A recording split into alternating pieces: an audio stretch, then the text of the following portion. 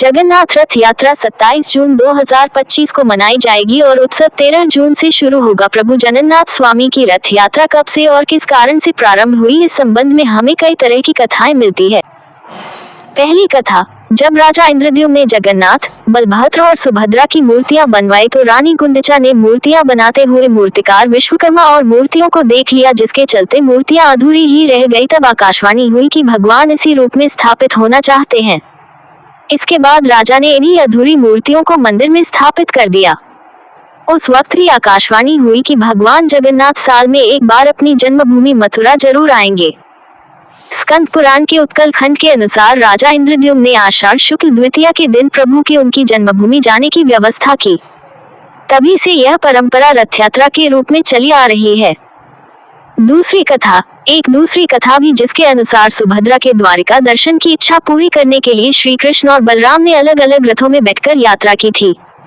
सुभद्रा की नगर यात्रा की स्मृति में ही यह रथ यात्रा पुरी में हर साल होती है। इस रथ यात्रा के बारे में स्कंद पुराण, नारद पुराण, पद्म पुराण और ब्रह्म पुराण में भी बताया गया है।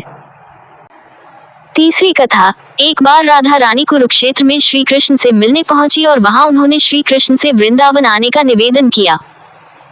राधा रानी के निवेदन को स्वीकार करके एक दिन श्री कृष्ण अपने भाई बलराम और बहन सुभद्रा के साथ वृंदावन के द्वार पहुंचे तो राधा रानी, गोपियों और वृंदावन वासियों को इतनी खुशी हुई कि उन्होंने तीनों को रथ पर विराजमान करके उसके घोड़ों को हटाकर उस रथ को खुद की अपने हाथों से खींचकर नगर का भ्रमण कराया। इसके अलावा वृंदावन वासियों ने जग के नाथ अर्थात उन्हें जगन्नाथ कहकर उनकी जय जयकार की। तभी यही परंपरा वृंदावन के अलावा जगन्नाथ में भी प्रारंभ हो गई। चौथी कथा, चारण परंपरा के अनुसार भगवान द्वारिकाधीश जी के साथ बलराम और सुभद्रा जी का समुद्र के किनारे अग्निदाह किया गया था।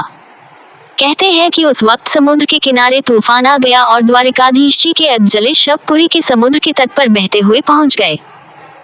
पुरी के राजा ने तीनों शवों को अलग अलग रथ में विराजित करवाया और पूरे नगर में लोगों ने खुद रथों को खींचकर घुमाया और अंत में जो दारू का लकड़ी शवों के साथ तैर कर आई थी उसी से पेटी बनवा कर उन शवों को उनमें रखकर उसे भूमि में समर्पित कर दिया। इस घटना की स्मृति में ही आज भी इस परंपरा को निभाया जाता है। अगर आपको इस तरह के और वीडियो चाहिए तो हमारे चैनल को शेयर और सब्सक्राइब करें।